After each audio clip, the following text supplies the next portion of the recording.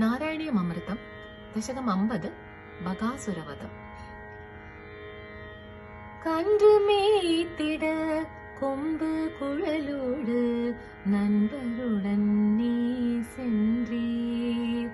நன்று நின் குழல் கீதமென ஆடி பாடினள் கோபியரே. கன்று ஒருவில் வந்த அசுரனை கொன்று குவித்தீர் நின் கரத்தால். நின்ற காலோடு மறைந்து வந்த கொக்காசுரனையும் வென்றீரே.